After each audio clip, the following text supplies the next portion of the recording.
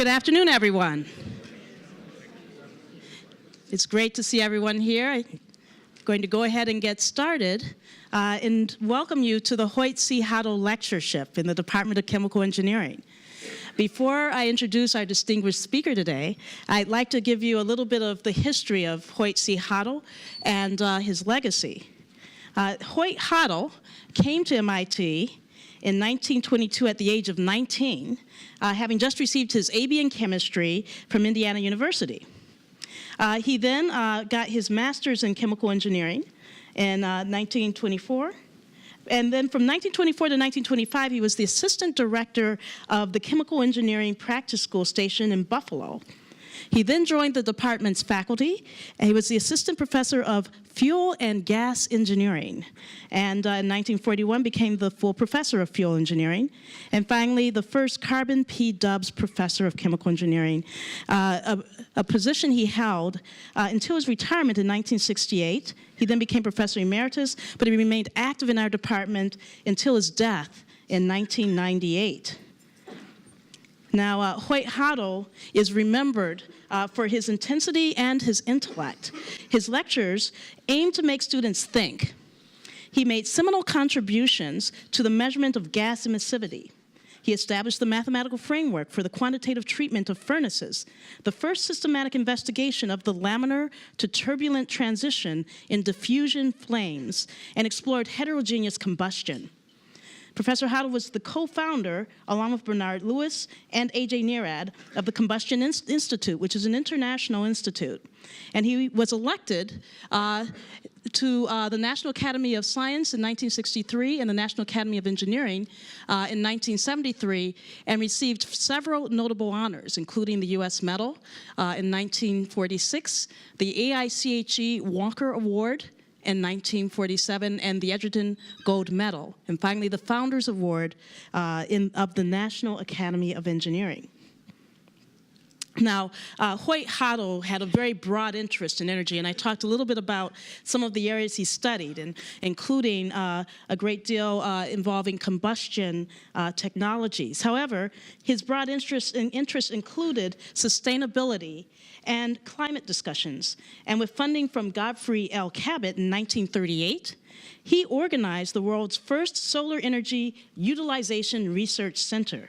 These studies led to the choice of a flat plate collector as the most promising device for solar heating, and the development of the performance predicting equations that are in use today for assessing such collectors and for testing new concepts. So here you can see one of his solar houses that he developed, a solar energy house in 1939, and you can see this panel. You can imagine this could easily be a scene that you would see today in a suburb in Newton or someplace else nearby. So he was really quite ahead of his time.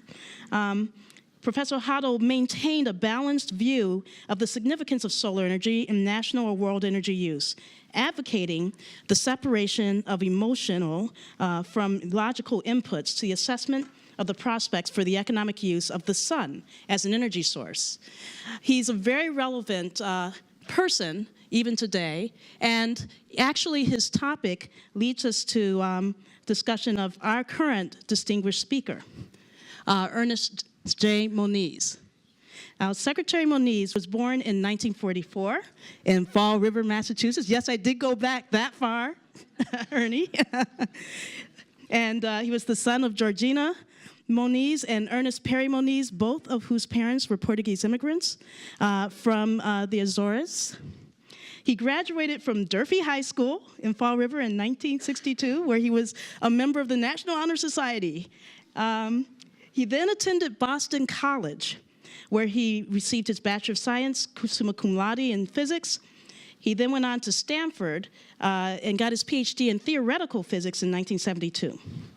Now, Ernie Moniz joined the MIT faculty in 1973, and he served as the head of the Department of Physics from 1991 to 1995, and as a director of the Bates Linear Accelerator Center, the key center here at MIT. Now, among of his many accomplishments at the Institute, Ernie was also the founding director of the MIT Energy Initiative, a critical strategic move that MIT took on under President Hockfield to establish a leading center of research, education, and outreach in energy. Its mission brings together academia, research institutions, and industry across the world to work on the world's energy challenges and develop the technologies and solutions that will deliver clean, affordable, and plentiful sources of energy. Now, Secretary Moniz did take some leaves of absences from MIT, a few, and one of them earlier on was to actually serve in the Clinton administration as Associate Director for Science in the Office of Science and Technology Policy, or OSTP, in the Executive Office of the President, and that was from 1995 to 1997. He then later served as the Undersecretary of Energy from 1997 to 2001 before returning back to MIT. However, he left MIT once again when on May 16, 2013, his appointment as Secretary of Energy was confirmed on a 97-0 vote by the Senate. Let's see that again, which is incredibly impressive. Now, during his time as Secretary of Energy, he advanced energy technology innovation, nuclear security, and strategic stability, cutting-edge capabilities for the American scientific research community, and environmental stewardship. He placed energy science and technology innovation at the center of the global response to climate change and negotiated the Iran nuclear agreement alongside the Secretary of State. Secretary Moniz played a crucial role in these negotiations toward a comprehensive agreement on the Iranian nuclear program by directly negotiating the technical details with the Iranian Atomic Energy Minister, and it was finalized on July 14, 2015. Secretary Moniz's many honors include the Grand Cross of the Order of Prince Henry, Portugal, Fellow of the American Academy of Arts and Sciences, the Grand Cordon, yes, of the Order of the Rising Sun in 2017. Professor Moniz is also one of the founding members of the Cypress Institute, where he and other scholars undertook the coordination, research, and planning of the project. And in 2013, he received the title of Doctor Honoris Causa from the Universidad Pontificia Cornellus de Madrid. Okay, you're going to have to say that the right way after this. As a recognition of his research on energy policies and technologies. He has done an incredible amount for our institute, but he has also done an incredible amount for our country. I'm very happy to introduce to you Secretary Ernie Moniz.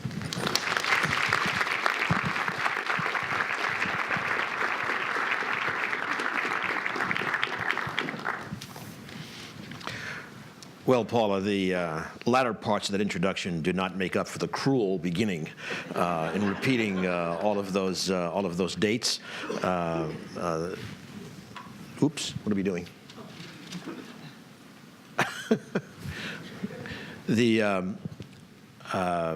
I would note that having mentioned the full names of my parents. And my father, Ernest Perry Moniz, I might just note that at my portrait hanging, the current Secretary, Perry, noted that we were obviously related. Perhaps one of the few intersections in our histories, but he was certainly extremely gracious with that and caught me off guard. I have to say with that. So as Paula said, also this is I guess this is the 95th anniversary of Hoyt-Hoddle coming to MIT, starting a 5-year pathway to a century celebration, I guess. I just note for perspective that last week I also was at the beginning of a 5-year march to a celebration of the University of Padua for 800 years. So there's a little bit of perspective there, but it's really great to be here. And also to see that Hoyt-Hoddle's focus on combustion, fossil fuels, then migrating into solar is sort of the title of this talk, the clean energy transformation as we head to a lower carbon future. I would note also that I will not revise my opinion because of your introduction, that chemical engineers do have a special place in my heart.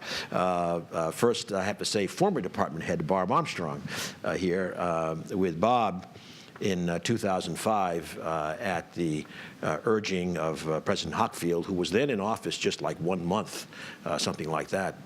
Bob and I co-chaired a faculty group to design what then became the MIT Energy Initiative.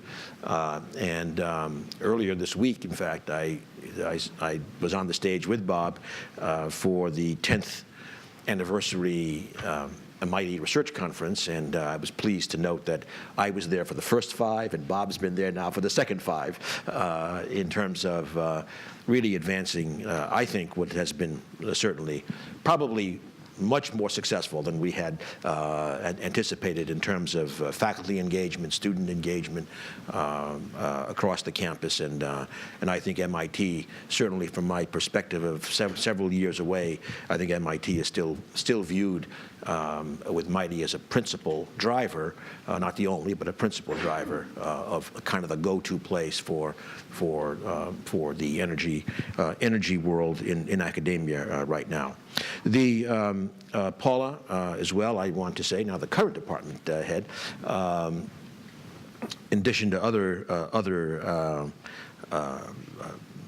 very important features, but most important to me, was a member of the Secretary of Energy Advisory Board when I was secretary, and in particular want to commend her work on I think what can be a very important study going forward, looking at how the Department of Energy can expand its biomedical science activities,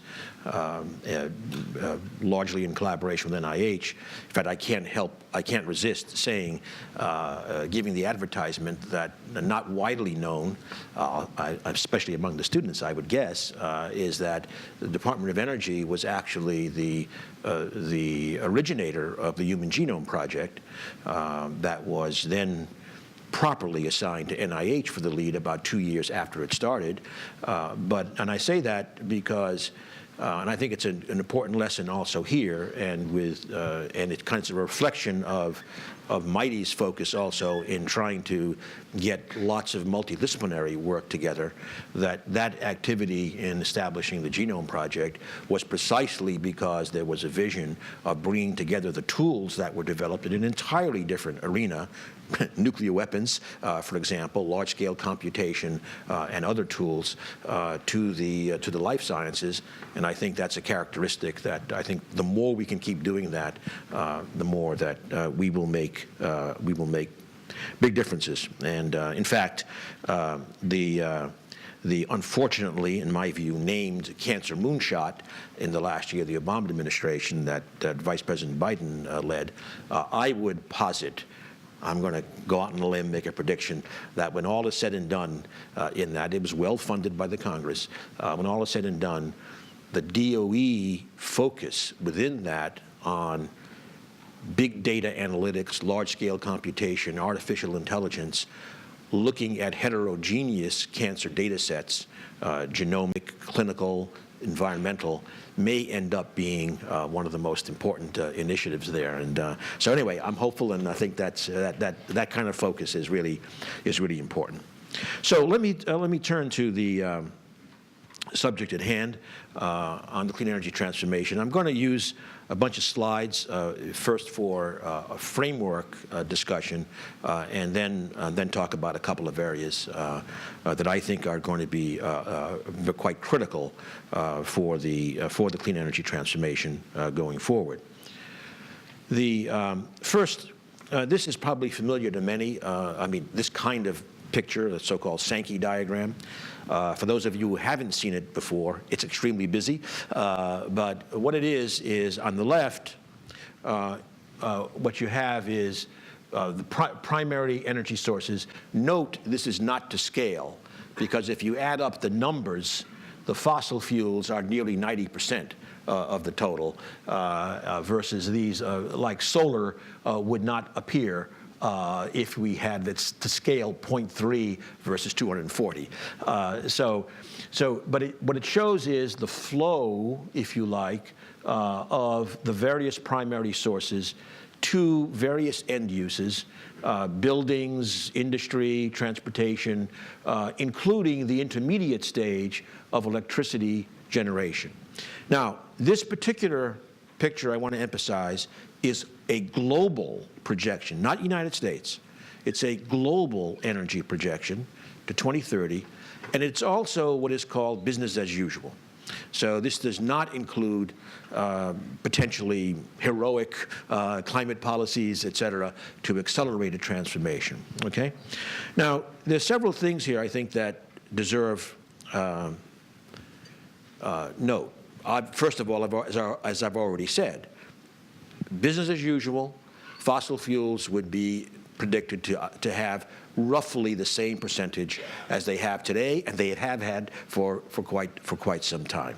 That's especially true, of course, in transportation, whereas obviously essentially 100% practically of the energy input is fossil fuel.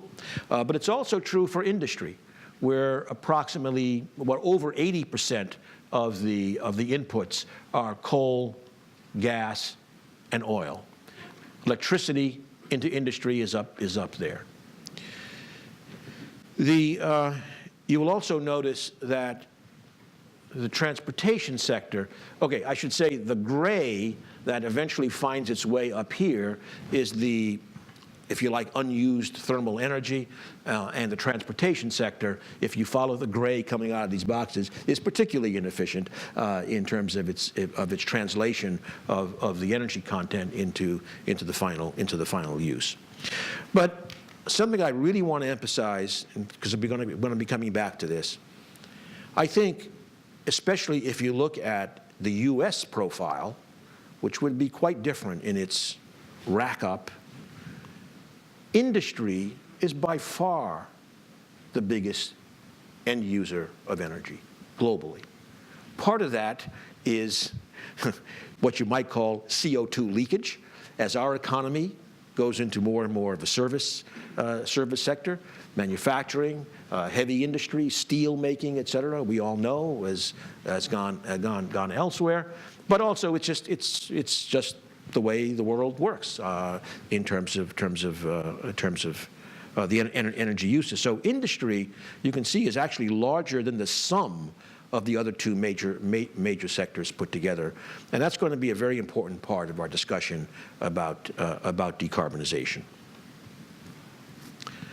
So I hope the main parts of this kind of flow diagram are clear. So having said that, clearly we have a set of challenges in front of us.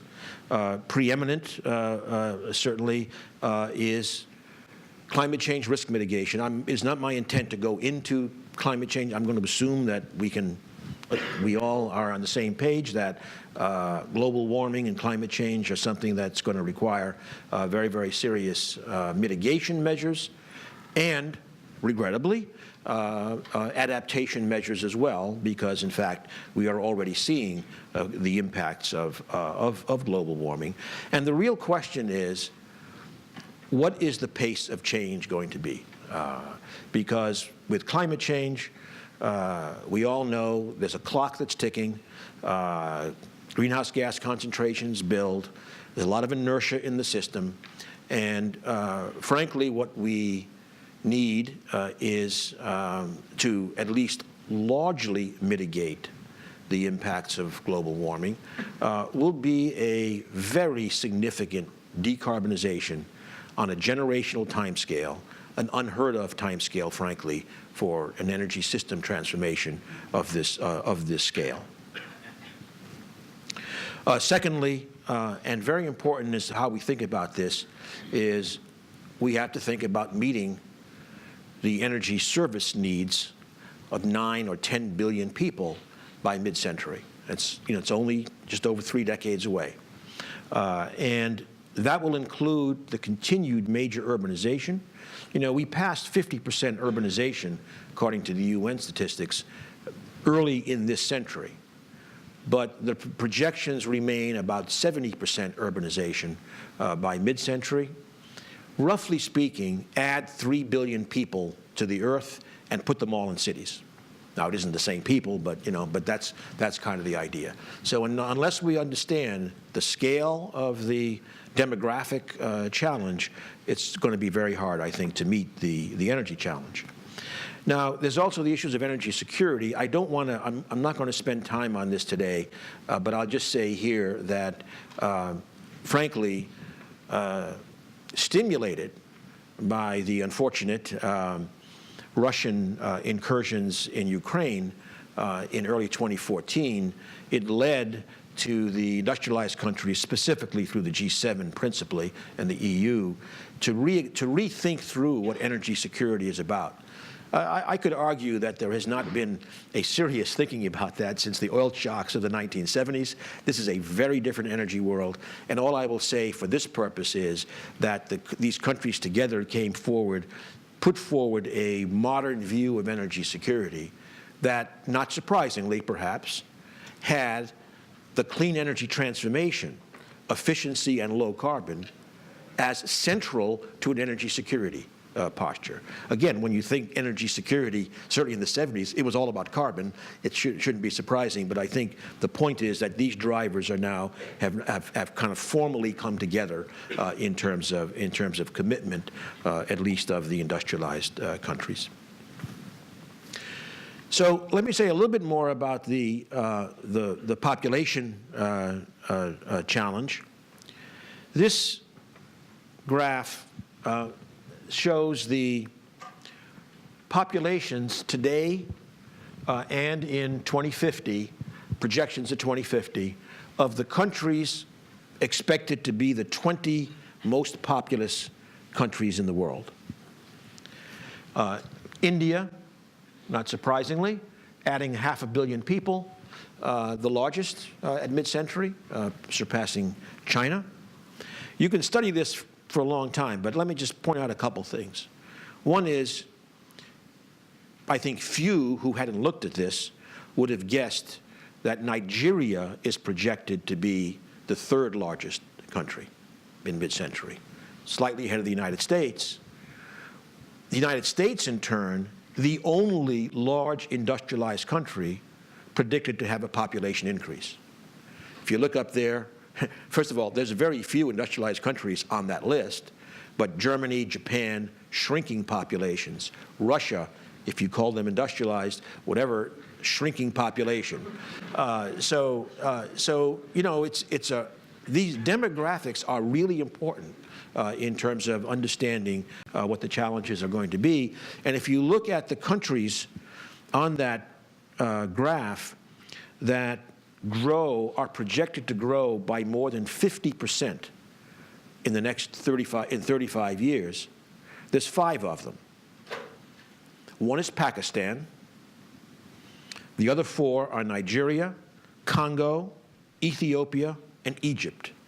You might see a pattern in there. So we really got to think about, look, Africa is a place which has not gotten a whole lot of attention, frankly, in many ways, needs a lot of attention. We all understand the subcontinent issues, India, Pakistan, et cetera, including, I might add, with my other hat, nuclear risks in that part of the world. So these demographics, again, I think, just really help focus the mind in terms of some of the steps we need to take. Another thing that I'm not going to talk about, but I'll just show, but it's because it's a whole other story in itself, not unrelated to the energy story, is the expectations in terms of water stress throughout the world. And once again, particularly if I look, say, at the Middle East and South Asia, a regrettable overlap with areas that are already challenged and something like water stress, not to mention a water stress map that this does not include. Let's say pick a number, a 4-degree centigrade warmer world, we are talking about a very, very volatile situation. So then the next slide in this framing is I just said 4 degrees. I took that with some, prejudice beforehand, with the courtesy of my colleague David Sandelow. This is a picture of Shanghai with a 4-degree temperature rise, including only sea level rise. This is not storm surges or anything else, but what a 4-degree temperature increase, with a significant part of that sea level rise being nothing but thermal expansion of water. So it kind of gives you an idea. Now, Shanghai, if 4 degrees is what we are condemned to, and we'll be coming back to that, Shanghai will not look like that. They will have enough resources to adapt. But you can kind of get the idea. That's probably a pretty expensive job. And that's only one place, right? And in fact, an anecdote, if you like, that I like to use also in this context is, if you look in Florida, now this is with hurricane, but in Florida, I've said this before, one utility, Florida Power and Light, footprint is part of Florida. Obviously, the coastal issues there are significant with hurricanes. They spent $4 billion, that one utility, $4 billion on adaptation. A lot of what you would call dumb stuff, like replacing wood poles by cement poles. A lot of smarter stuff in terms of smart meters, and so that you'd know where the problems are, et cetera, et cetera. But the fact is that $4 billion, they were completely overrun by the hurricane this summer. So again, just gives you an idea that eventually this economic trade-off between mitigation and adaptation will presumably, I certainly think, is going to keep ramping up the pressure to address the mitigation side of the equation. But again, that's something that we will be looking at later. And I should also say, this is the focus on just plain sea level rise, but as we also know, we are certainly seeing a lot of bad stuff. Fires, the fires right now in California, warmer, drier, droughts. I have a particularly personal one, since I spend time in the San Juan Mountains of southern Colorado, insect vectors, because there aren't enough cold nights to kill the beetles in the winter. And so they've just raced through hundreds of miles of destroying pine forests. So anyway, I think a lot of us are frustrated. We'll be discussing this, that we have not had stronger, especially policy responses to addressing these issues. But these kinds of pressures are just going to keep building and building, and I feel pretty convinced that we will do so. All right. So now let's start going towards some of the solutions, or at least partial solutions. The first thing to emphasize is that, innovation is quite customarily viewed as central to addressing these challenges, and that is correct. What I want to emphasize is that it really requires technology innovation, business model innovation, policy innovation, all working together. I would argue that we are seeing progress at various levels in all of these areas, probably in this order, most in technology innovation. We are seeing new business models develop. Certainly in this country, policy innovation remains, shall we say, it's like distributed generation, distributed at the state level, state and city level, but nevertheless, progress there.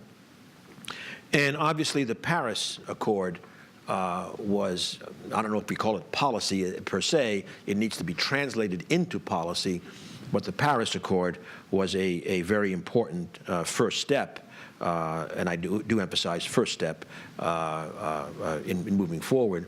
And I also want to say right now as well that at Paris, I've said this before, many of you have heard it, that at Paris, the other important announcement was called Mission Innovation, and that was the acknowledgement that especially the technology innovation part of this equation is absolutely core to any credible solution to our climate challenges.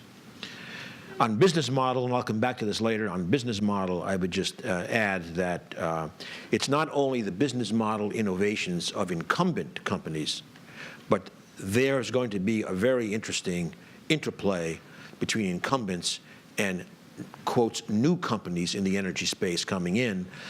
For example, the big data companies coming in. And we'll come back to this again, but that may be a bit of a slow motion train wreck there in terms of who gets the market, who gets the margins in this business. Now, as we look at this innovation challenge and requirement, it's important to understand the framework for this innovation challenge. So this is my now many years old, but unfortunately unchanged, characterization of the energy industry. I would claim that these are features that are very intrinsic to the energy industry and therefore not easily ignored or ignored at your peril, not sensibly ignored or evaded. And the energy industry is a multi-trillion-dollar per year industry. It's a highly capitalized industry.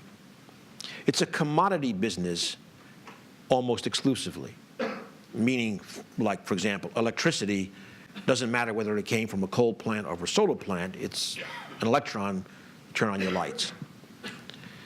It's the businesses in this, in the energy, the firms in the energy business typically have incredible supply chains and established customer bases.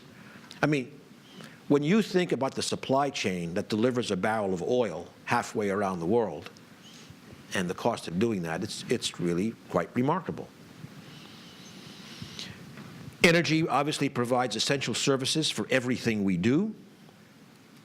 And all of these together mean it's a system that obviously has considerable inertia, risk aversion, extensive regulation, and complicated politics. This is not the prescription for a nimble system ready for quick innovation. And yet, that's what we need to do in addressing the climate challenge. So with that, let's start kind of turning to technology. There's a whole bunch of technology pathways, and I want to emphasize that, at least in my view, there's not one magic low-carbon solution. The low-carbon solutions are going to look very different in different places, including within the United States, different regions. And part of that is physical, like renewable. What are the renewable resources? Part of it is societal. Again, Germany is going to get rid of nuclear power. That's quite clear, et cetera, et cetera. So I believe, and I believe something like the MIT Energy Initiative walks this talk. At DOE, we did the same. We have to maintain a very broad portfolio of low-carbon solutions. We don't know what's going to be the winner, particularly in different places at different times. So these are, you can read through them, set of examples. I will just note that I put the 3 stars in 3 places: efficiency and carbon-free electricity, and then storage down below, where storage can mean, again, various things, It can mean batteries, for example, for transportation, batteries for the grid, but it could also mean storing energy in fuels and chemicals, all kinds of possible approaches.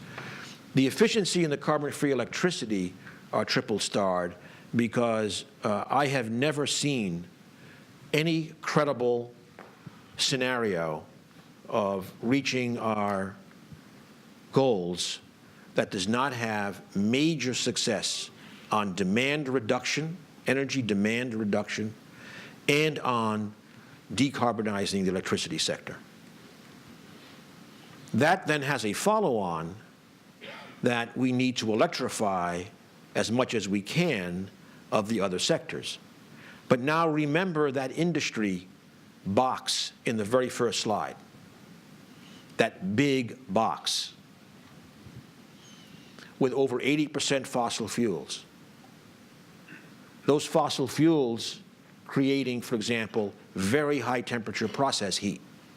You're probably not going to be able to electrify that. With carbon, coke, as a reducing agent for high energy intensity industry. So I'm just laying out that that is going to be a big part of the challenge, and electrification is essential, but it's not going to get us to across the finish line in terms of the economy-wide decarbonization. And storage, again, as I said, storage can have so many impacts, whether it's to allowing intermittent variable renewables at scale, whether it is minimizing capital cost requirements for the experts, whether it's shifting duck curves. That was probably mysterious to most people, but duck curve is a big deal in California and Arizona.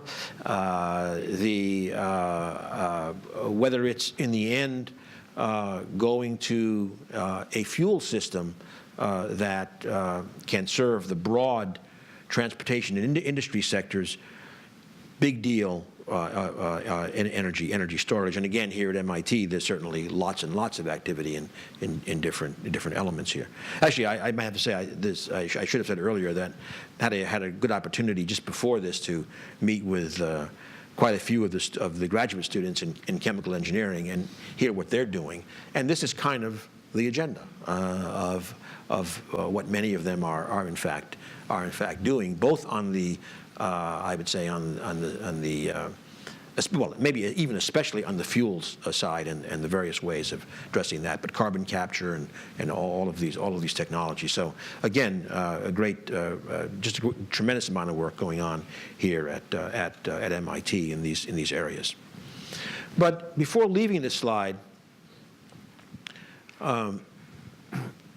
we have all of these technologies, but you're probably not surprised by my repeated emphasis on the fact that we're not going to succeed in electrifying transportation and maybe especially industry at the level that gets us to very, very low carbon. So I believe that in addition to working on all of these kinds of technologies and systems of technologies, we also are going to have to add to this some breakthroughs on large-scale carbon management. One example of that would be simply capturing the carbon and sequestering it underground. Sounds pretty simple. It's not. We have someone here in the first row who's got scars from that, right? First of all, the cost of carbon capture needs some major breakthrough to get a substantial cost reduction. But the sequestration challenge, I think, needs a lot more work than is recognized. Some of it is technical and scientific. Some of it is policy, liability issues, and the like. But just to give you a scale, if you take one 500-megawatt coal plant, which is a good size but not out of the norm, coal plant, and you capture most of the CO2 from that plant, for 50 years, let's say the lifetime of the plant, that one plant would produce, and you put the CO2 underground, makes a nice reservoir. It's a 1 billion barrel reservoir, roughly speaking. That's from that one coal plant.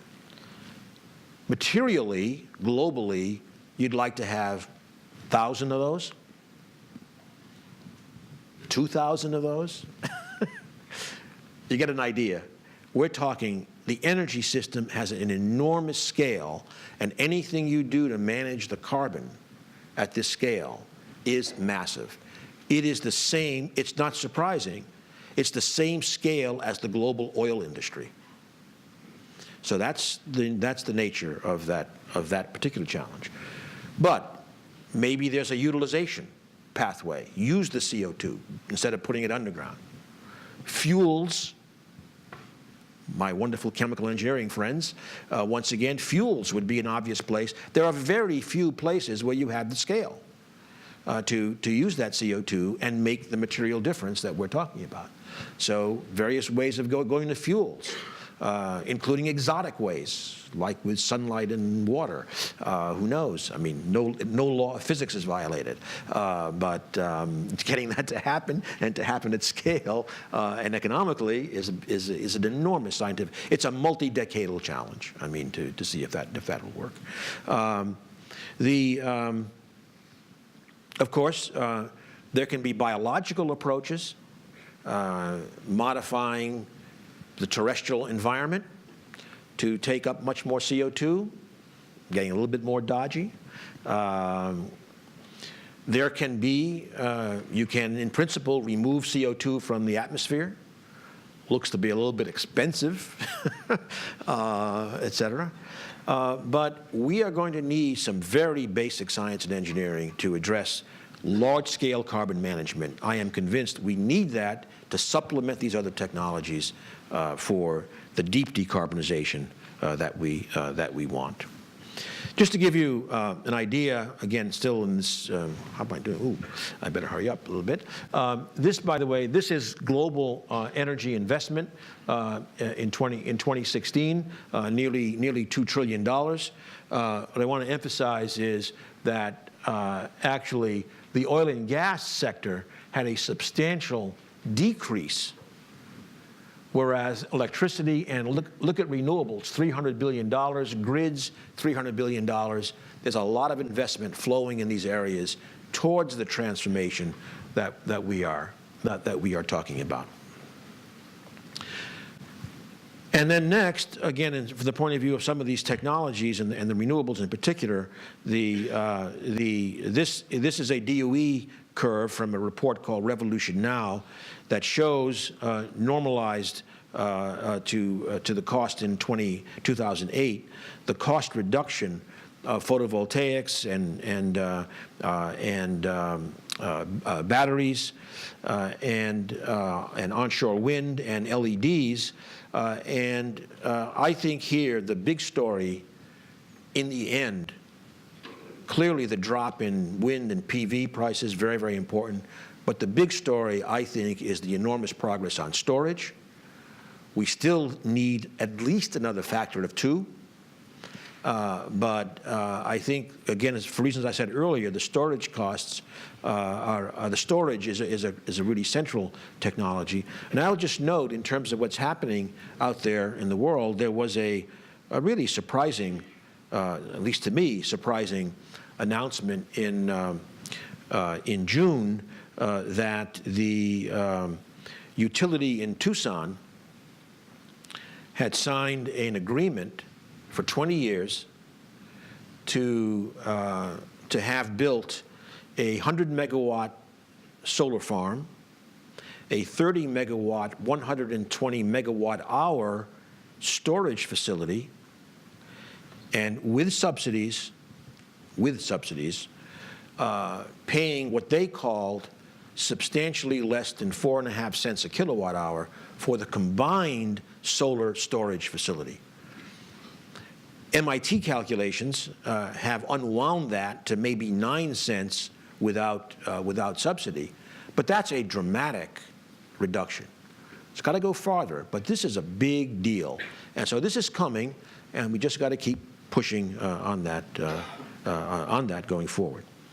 Finally, I'm going to show a slide highly recognizable to some in this audience, like Bob and others, about one scenario for carbon reduction in the electricity sector. The scenario, and this was done in 2010, and I'll be honest, it's not up to date, but it makes the points are the ones still there. So this is using the economic model from our joint program on global change.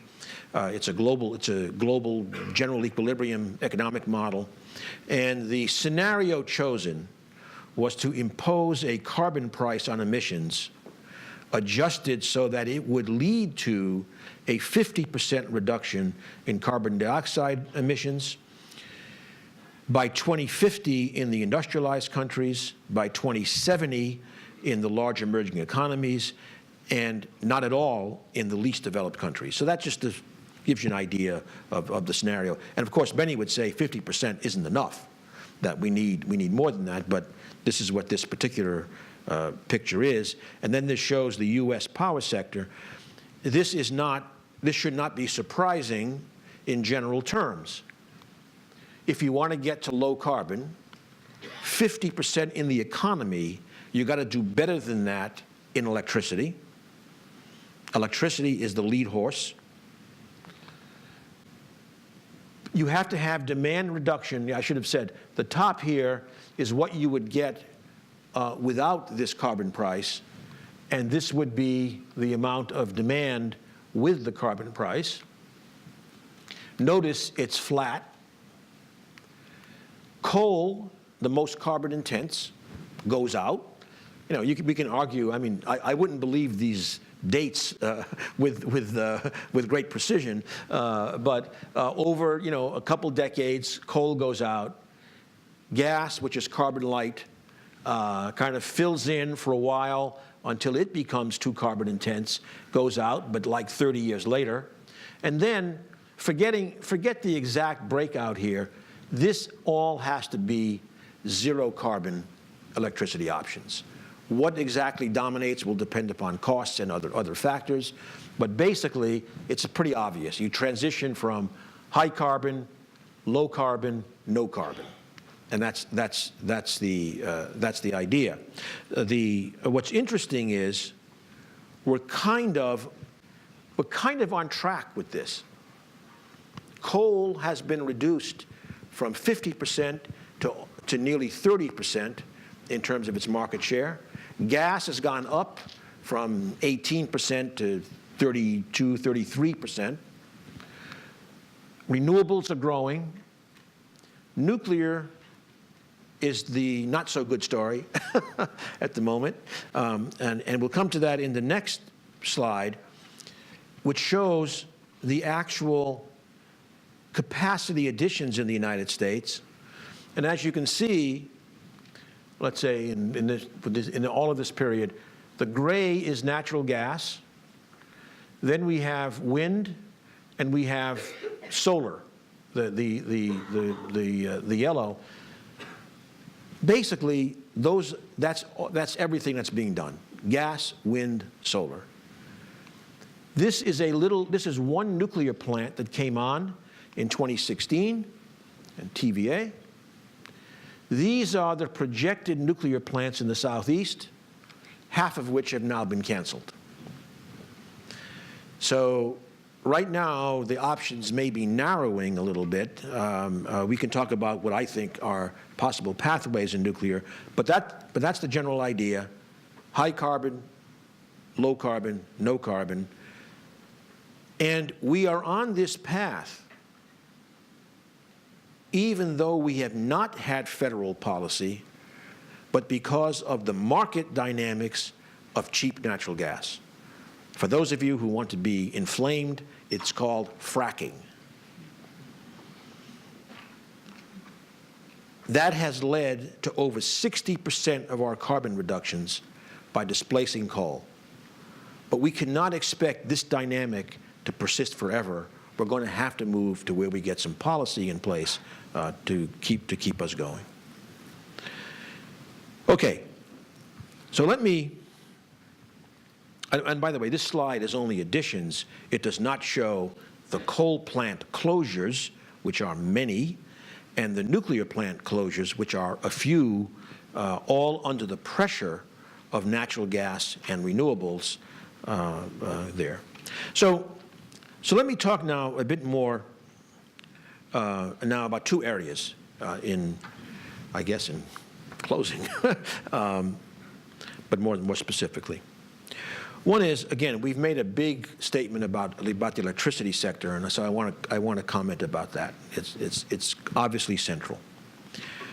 But in going there, let me first note that I mentioned this earlier briefly, but I believe that, and I believe it's something that MIT researchers should really increase their focus on, and that is the integration of novel platform technologies with the energy sector.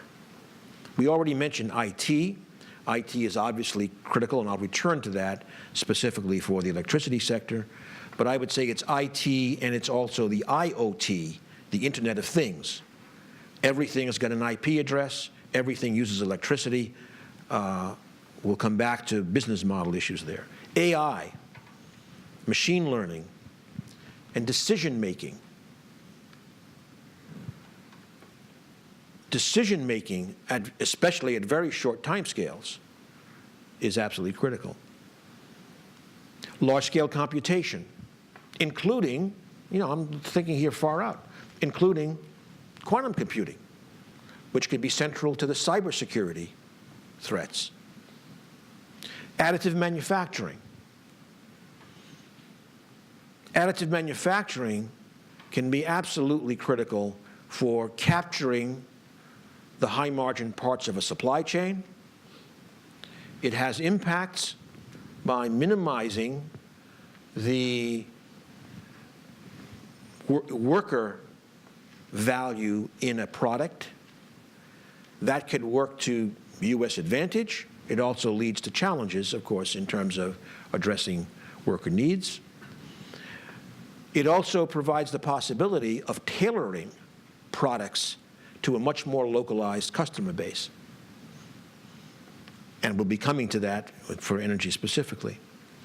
Nanotechnology and advanced materials, including, by the way, additive manufacturing with novel materials, can be absolutely central. Composites, lightweight metals, high bandgap semiconductors, organics, I mean, you name it.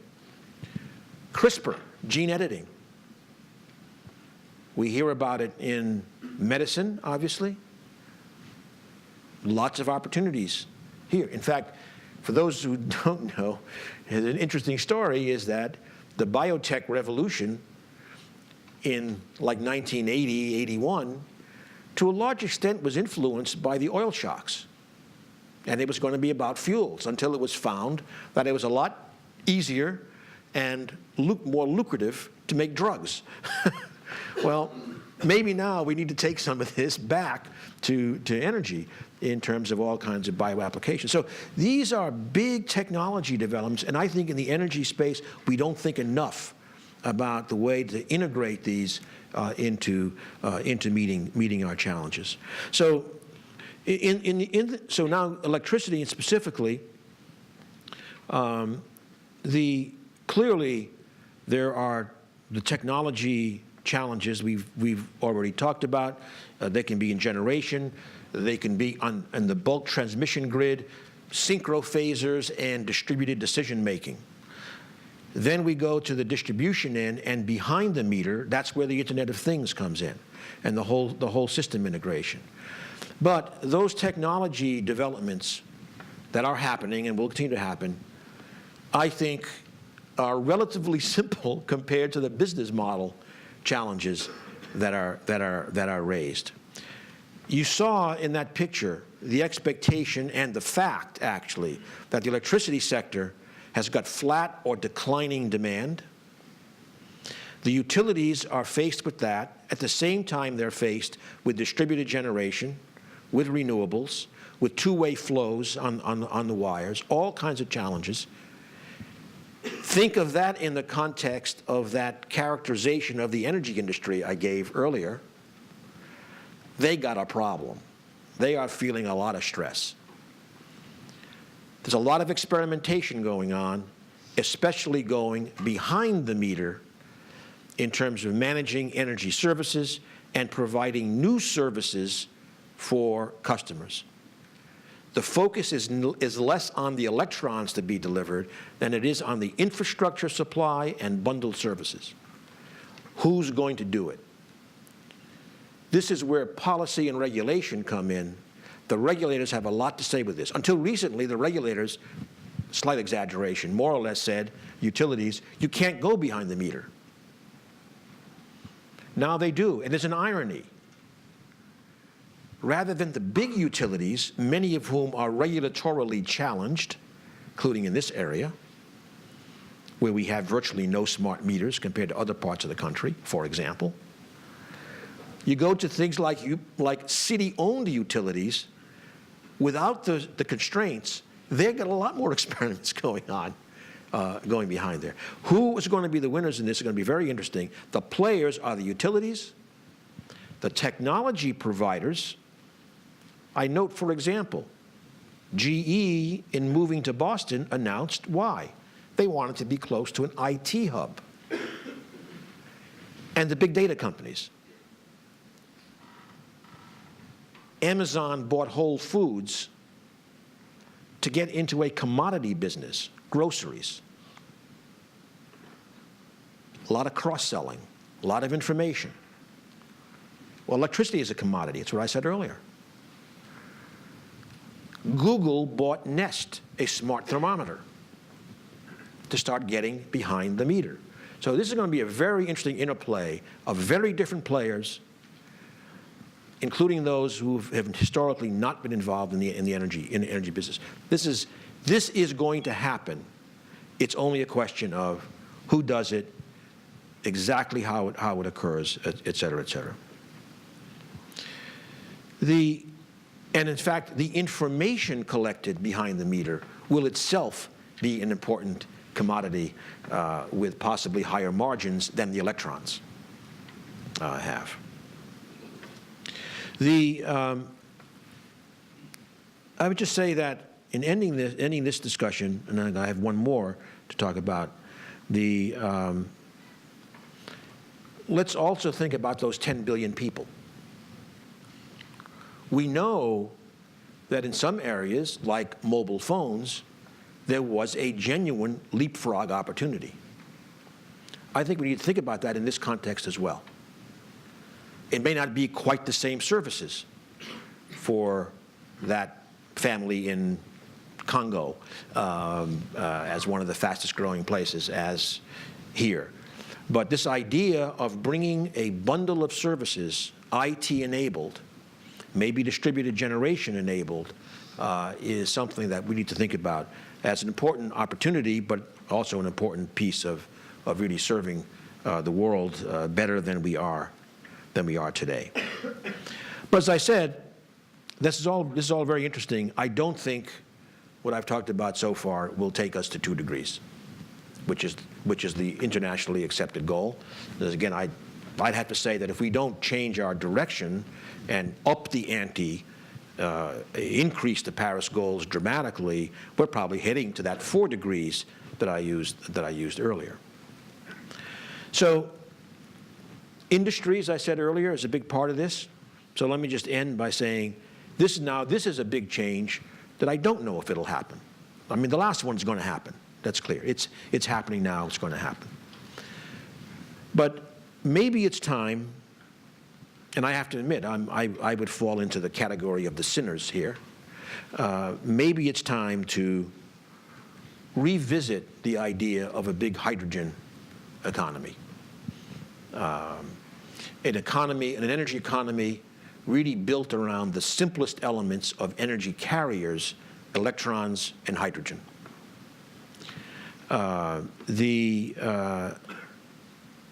Now we start talking about at least possibilities of addressing that full set of end-use challenges. Replacing fuels, maybe using fuels as the hydrogen carrier, maybe taking intermediate steps of putting in a little water and a little electricity and not getting rid of the carbon, but having at least some extra hydrogen to play with as a way of net reducing carbon. I think there are immense numbers of pathways for a transition through various kinds of fuels and hydrogen to a potential electricity plus hydrogen future that has a chance, at least, of addressing the full low-carbon requirements. I just note that, again, in this, certainly chemical engineers are well aware that there are certainly many diverse ways of getting hydrogen. Today, by far, the most prevalent one and widely used in the petrochemical industry is natural gas steam reforming. I remind you, methane is very hydrogen-rich relative to carbon, and the message there that I want to say is, we have seen earlier how the natural gas revolution has changing dramatically our power sector. I think natural gas is also that bridge to a possible hydrogen future. And you can process it in lots of ways, and you all do it, and you know how to do that. So I think that there's a big story here, and certainly applications on the applications many. In fact, again, take vehicles. We hear a lot about fuel cell vehicles, but you can also combust hydrogen in an internal combustion engine. There's all kinds of flexibilities if we start thinking about going to this over some decades as a major source. So I think certainly for MIT and specifically in the chemical engineering context, I think there's an enormous opportunity here and challenge of thinking through a multiplicity of pathways that can eventually get us to a carbon-free hydrogen economy, going through all kinds of intermediate states, with natural gas probably playing a particularly important role. I just note that there are certainly people thinking about this. I'm not going to read this detail, but this is an example. This is a few years old, but Japan has probably had the most organized focus on going to a hydrogen economy. And if you were to look at this carefully, which you probably can't, it includes, in their case, fuel cell vehicles, but it also includes power production, it includes manufacturing, all to come in a roadmap. Maybe this is the kind of thing that we need to think through in terms of technology, business model, economics for going to the future. And finally, this just shows from Lux a little network. There are a whole bunch of companies that are in various stages of looking at this. A lot of them, as it says on the top, a lot of them in the automobile sector. But I have to say, I think a better play is not an automobile play per se, but a broader play that can help construct the kind of infrastructure one would need for the production and delivery of hydrogen with a much broader industrial base. So that's my story. I'm sticking to it. It's a transformation that's coming. We're not going back. The President's announcement on June 1st that we will be leaving the Paris Accord will be an historical blip.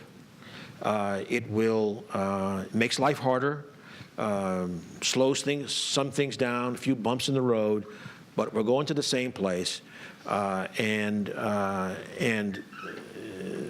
My final, maybe optimistic note is, I think that was demonstrated very clearly when, within days of his announcement, you had the senior officials, governors from 22 states, say we're holding the course. You had, I don't know how many mayors say we're holding the course. We had 1,400 business leaders say we're holding the course. They are not looking at a 3-year time horizon. They're looking at the decadal, the generational time horizon that is much more appropriate for energy. They ain't going to strand their capital on an outdated idea. Thank you.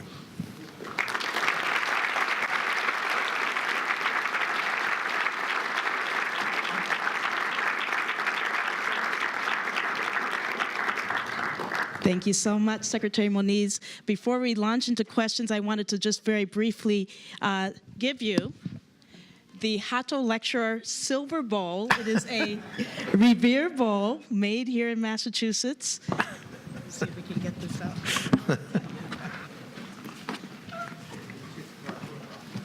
It's in the cardboard box. There's the department head at work. Right. Executive officer, right there.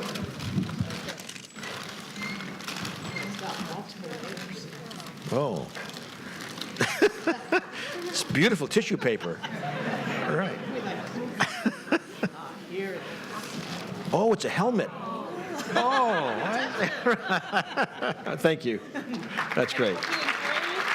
All right. Yeah, it is. It's engraved. It's engraved. Thank you. Thank you.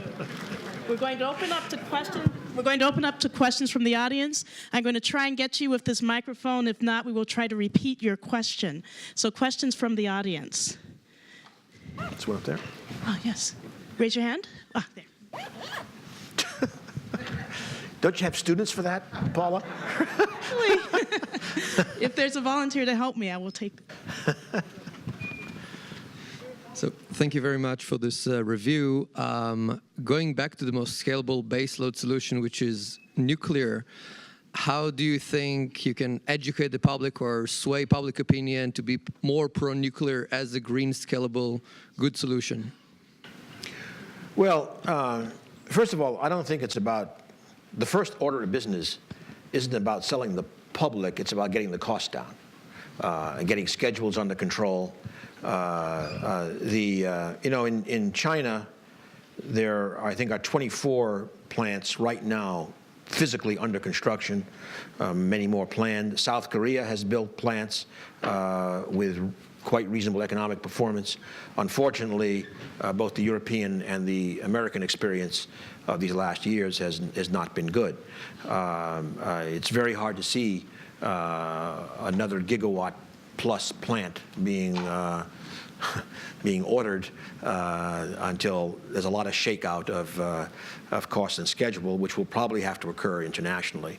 I do have one, however, my technologist's optimism cannot prevent me from at least saying that I think that small modular reactors do have some prospect. We'll have to find out by experience what their cost structure ends up being.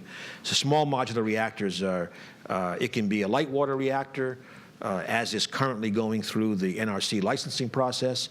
Roughly, so we're talking typically maybe 50 to 100 megawatts, much, much smaller than the current reactors. I'd make an observation. There's still the public attitude issue that you raised, but I'd make an observation that if you take the capital cost of wind or solar, so let's take solar. Let's say utility scale solar is, let's call it $1.80 a watt. But we weight it by the capacity factor. You only make money when you produce electrons.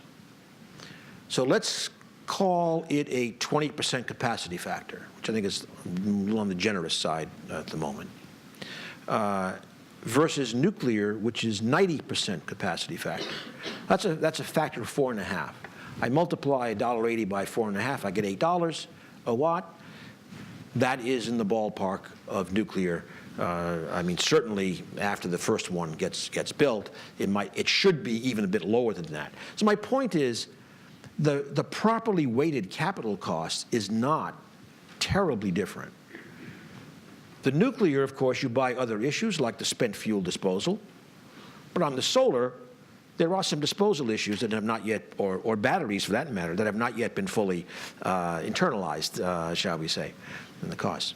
But an enormous difference, among other things, an enormous difference is you don't have to buy solar with a 1,400 megawatt chunk. And so financing structures are absolutely central, in my view, to a future for nuclear. Certainly in an economy like ours. Maybe in China it's different. It was different in France when they had their big buildup in terms of who backed the debt and equity equation. So if you go to the small modular reactors, putting aside the technology, which I think is very attractive, passively safe, et cetera, but if you look at the financing structures, you still may want, let's say, 500 megawatts, but you can build them in sequentially so that you're also generating money while you're building the last ones. You're not putting as much capital at risk. You can probably get a better financing structure to start with. And then, if you have enough of them on order, which I think the federal government should incentivize, and I can describe how, then you can build these things as integral units in a factory. And a factory environment is very conducive to lowering costs, both by quality assurance and by having a dedicated workforce that is not a bunch of vagabonds moving around to different on-site construction, which causes a lot of cost overruns. So I think this is a very interesting proposition, but the first one in the United States, in the best case scenario, could be put into operation maybe 2026, 2027. And secondly, the cost proposition will only get tested if there's like 10 on order, not one. So it's still a challenge, but I think that could be a very interesting nuclear future. I do think I think high energy density carbon-free sources to complement the low energy density renewable sources is an important part of system design. We have a question over here and a wonderful student volunteer down there. Hi, I'm Ehsan Massoud. I'm a Knight Fellow at MIT. I'm going to ask you a slightly left field question, if you don't mind. And it's to do with President Trump and the absence still of someone to direct OSTP. We're hearing that that people who are being approached are turning him down. And I wonder whether you could speak to that. Is that perhaps the best response that the scientific community should have, or is it a job that actually has to be done regardless of who's in power? Well, I'm going to answer that rather generally, shall we say.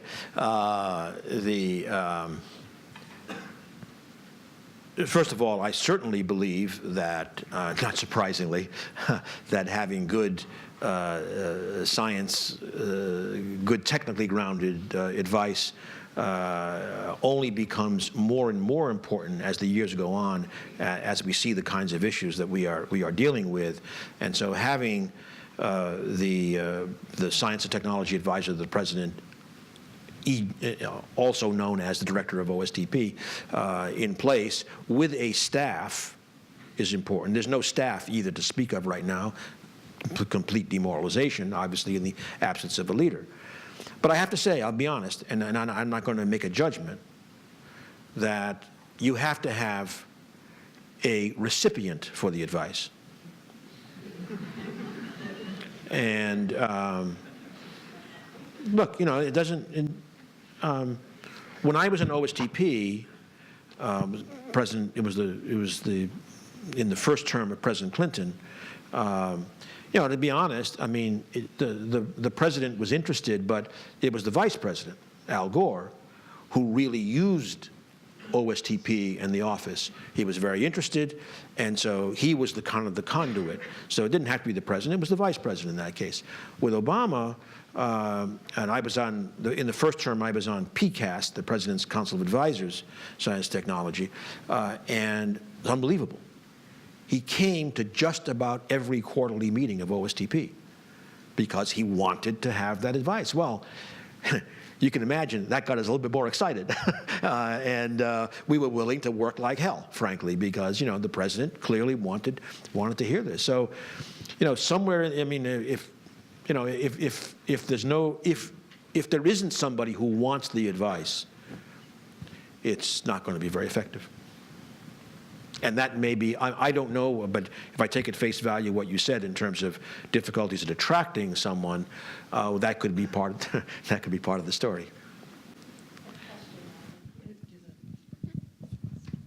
So I was very struck by the chart you showed at the beginning, showing how much of the energy consumption is in the industrial sector. Globally. Globally. And although, Bill, let me just add that it is also true that of those sectors, the largest CO2 emitter in the United States is also industry, but not with that big disparity. But that really suggests that we technologists should be working on trying to decarbonize many industrial processes. However, many of those industrial processes are now practiced primarily in China or Korea, and not so much here. So do you have some suggestion of how that could work? How to motivate those companies to want to change, how to motivate researchers in the developed world to want to help the industries in the not-so-developed world change their behavior in a way that's going to help them survive long term? Well, first of all, the governments you've mentioned show every indication of being committed to go to low carbon. And then the other part of your question, I would just say, think of them as customers.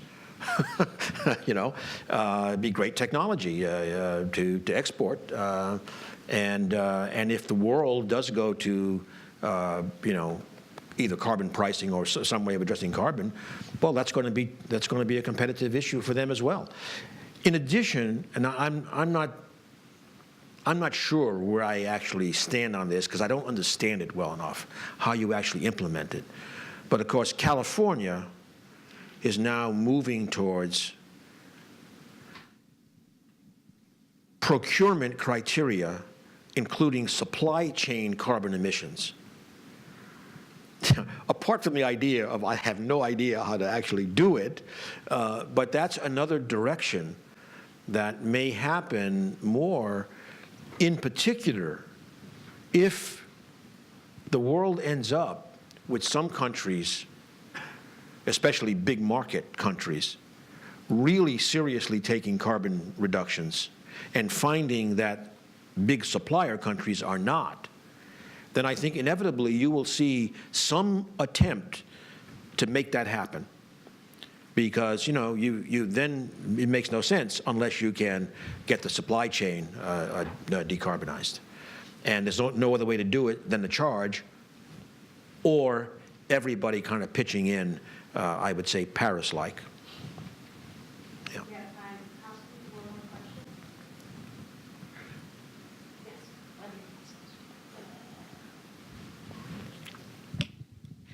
Hi, I just had a question about the policy side of things. So with the two acts introduced for carbon capture in the House and the Senate, and things like new source performance standards and the Clean Power Plan, you said that it's kind of the least developed of the three sorts of strategies. Where do you see policy going to be able to kind of push these new technologies? You mean carbon capture specifically or more broadly? More broadly, but just like in this case, like with these two bills that were just introduced in 2017, those are just two things I thought. Yeah, well, I mean, first of all, I will just on carbon capture specifically. I have to say I've been very disappointed that despite broad support, the tax credits for carbon capture were not realized. Now, people don't realize the Obama administration proposed that already for the 2015 budget. Tax credits for carbon capture. A lot of support, and I don't know. It was always wait for the tax reform. Well, we'll see. More broadly, though, I think the answer is again very simple one: carbon charge. How it's done will be discussed, but I mentioned today with the students in particular that a student discussion that I think that the so-called conservatives approach proposition has significant political merit for sure, in addition to carbon merit.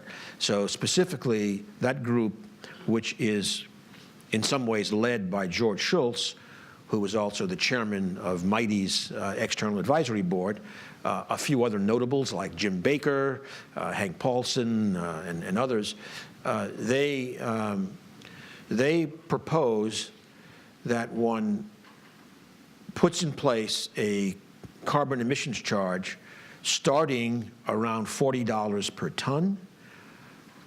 That number is relevant because the social cost of carbon, which is difficult to estimate, but we in the Obama administration, we were using $37, $38, so $40 is like the social cost of carbon, which means what is the cost society will bear by the emission of a marginal ton of CO2. So they say, okay, let's start with that. Let's collect the money. $40 times 5.5 billion tons is a lot of money. Divide it up into equal amounts and send it back to the people. That has appeal to what is generally called the Democratic side because it's a progressive tax. It has appeal to what is generally called the Republican side because along with it would come the removal of a set of regulations and financial incentives. So that's a package deal, a lot of appeal. So that's the kind of thing that, we'll see if it gets really picked up. I firmly believe we will go to a carbon price. I just can't tell you when. But the pressures coming from the adaptation side, if you like, I think will provide a tipping point in the not too distant future. That's my maybe optimistic hope, but thank you. Excellent. Okay. Well, with that, Great, thank you.